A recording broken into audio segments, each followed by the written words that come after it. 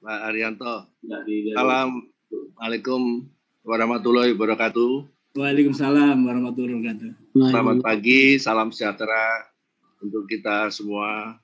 Om Swastiastu, Namo Buddhaya, salam kebajikan. Yang saya hormati Bapak Ketua Komisi 3 DPRD Provinsi Jambi yang kami cintai.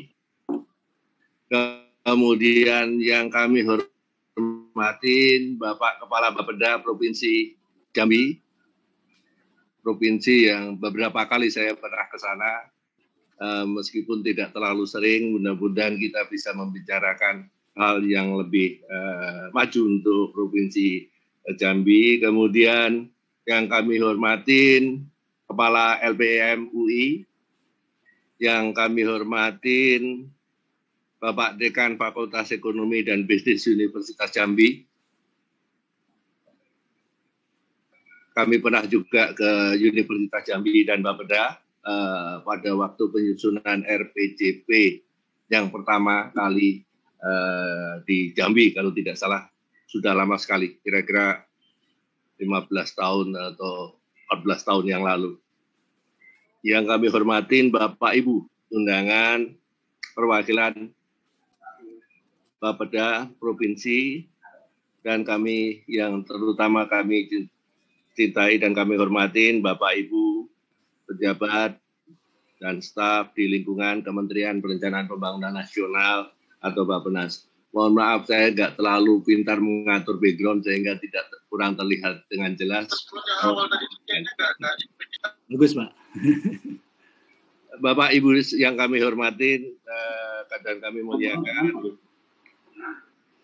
Pertama, kami panjatkan syukur kepada Allah Subhanahu wa Ta'ala yang pada hari ini kita masih diberi limpahkan rahmat karunia serta kesehatan untuk dapat bersama-sama hadir nantinya untuk membicarakan mengenai ekonomi Provinsi Jambi, tantangan dan solusinya dengan melihat secara lebih dalam nantinya atau membedah. Kita bertemu pada saat dunia sedang menghadapi tantangan yang berat, Ibu dan Bapak. Saya kira kita semua sudah merasakannya.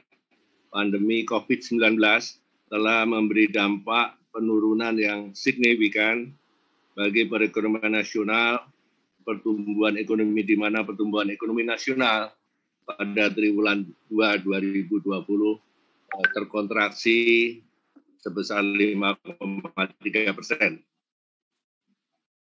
Turun signifikan dibandingkan periode yang sama tahun sebelumnya.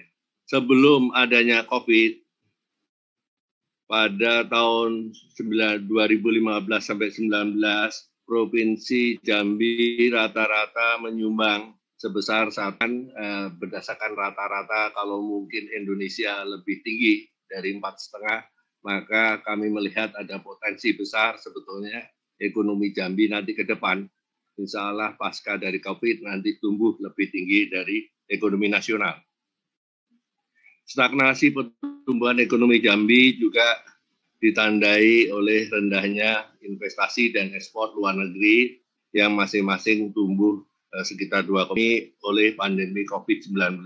Pertumbuhan ekonomi Jambi pada triwulan 2 kontraksi sebesar 1,7%.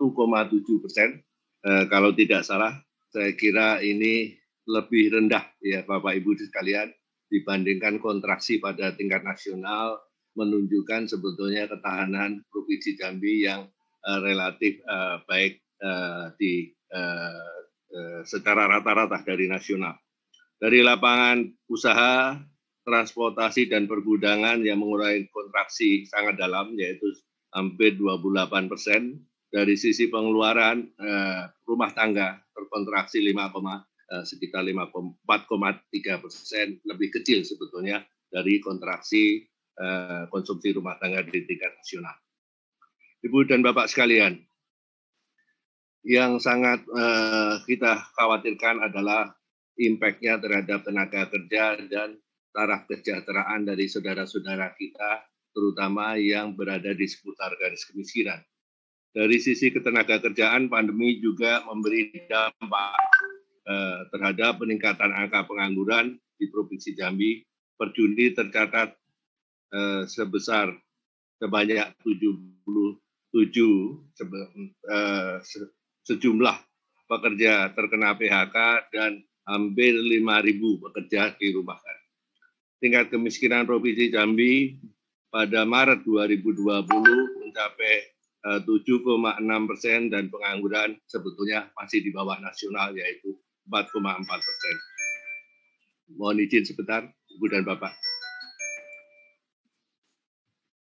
Halo, Pak Felix. Halo. Saya nyusul ya. Halo. Halo. Halo Pak Felix. Saya menyusul.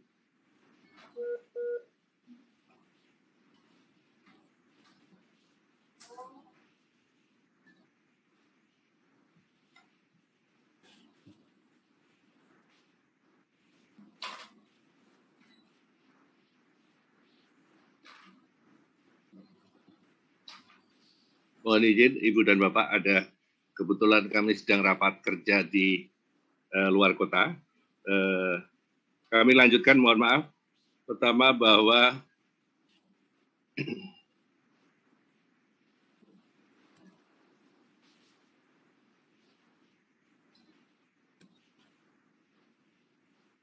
yang paling memprihatinkan, yang perlu kita waspadain adalah masalah lapangan kerja dan tingkat kesejahteraan terutama bagi saudara kita yang miskin. Kalau kami sampaikan tadi bahwa tingkat pengangguran di Jambi yang di bawah nasional, insya Allah nanti kita bisa pertahankan. Kalaupun meningkat juga kita bisa lakukan langkah-langkah yang lebih baik untuk mengurangi tekanan dari pemutusan hubungan kerja akibat pandemi. Bu dan Bapak sekalian, oleh karena itu pemulihan ekonomi akan menjadi perhatian yang penting pemerintah saat ini dalam pidato kenegaraan Presiden pada sidang tahunan MPR. Presiden memberikan arahan agar kita semua bergerak cepat dalam pemberian bantuan kepada UMKM untuk memperoleh restrukturisasi kerja yang menjadi korban PHK antara lain melalui bantuan sosial dan program kartu pekerja. Bu dan Bapak sekalian, secara umum kami sampaikan langkah-langkah yang dilakukan oleh pemerintah secara berurutan adalah pertama adalah prioritas untuk menjaga kesehatan masyarakat, kesehatan rakyat dari penyebaran COVID. Yang kedua, yang sudah kami sampaikan tadi adalah menjaga atau melindungi saudara-saudara kita dan sektor-sektor nantinya yang terdampak besar, terimbas besar dari pandemi COVID. Antara lain melalui bantuan sosial dan ketiga. Yang ketiga sebetulnya rangkaian tahapan adalah memulihkan ekonomi secara selektif dan hati-hati sampai nantinya dicapai suatu pemulihan atau tingkat penyebaran COVID yang minimal dan memungkinkan kita untuk tumbuh secara natural kembali. Ibu dan Bapak sekalian, kami sampaikan bahwa pemerintah menunjukkan komitmen kuat dalam upaya pemulihan ekonomi, namun kita menyadari bahwa isu ini bukan hanya pemerintah, tetapi diperlukan kolaborasi, koordinasi, dan sinergi antara seluruh aktor pembangunan untuk menciptakan strategi yang komprehensif dalam respon pandemi. Partisipasi merupakan kata kunci untuk mencapai keberhasilan pembangunan yang inklusif, termasuk dalam upaya pemulihan ekonomi. Oleh karena itu, Kementerian Perencanaan Pembangunan Bappenas Nasional atau Bappenas mendorong partisipasi dan koordinasi yang kuat antara pemerintah pusat dan daerah serta pemangku kepentingan. Seperti tadi Bapak dari lembaga legislatif, baik nasional maupun daerah, pakar dan akademisi, termasuk masyarakat sipil untuk sinergi sesuai peran dan fungsi masing-masing. pelaksanaan webinar Ibu dan Bapak sekalian bedah ekonomi Provinsi Jambi. Tantangan dan solusinya diharapkan menjadi wadah bagi perumus kebijakan, praktisi pembangunan, serta mitra pembangunan untuk berbagi pengetahuan dalam merumuskan strategi kebijakan untuk merespon pandemi COVID-19 baik jangka pendek, menengah maupun panjang. Ibu dan Bapak sekalian, demikian yang kami sampaikan, semoga dapat menjadi masukan pada pelaksanaan webinar nasional ini. Akhir kata, dalam pengalaman kami, beberapa kali kami ke Jambi, kami melihat bahwa Jambi mempunyai potensi untuk membangun lebih baik lagi. Oleh karena itu, mudah-mudahan webinar ini menjadi sarana bagi kita untuk mempercepat pemulihan ekonomi dari pandemi dan juga untuk membangun ekonomi yang lebih baik bagi kesejahteraan masyarakat Jambi pada khususnya dan ekonomi Indonesia pada umumnya. Demikian kami sampaikan. Wassalamualaikum warahmatullahi wabarakatuh.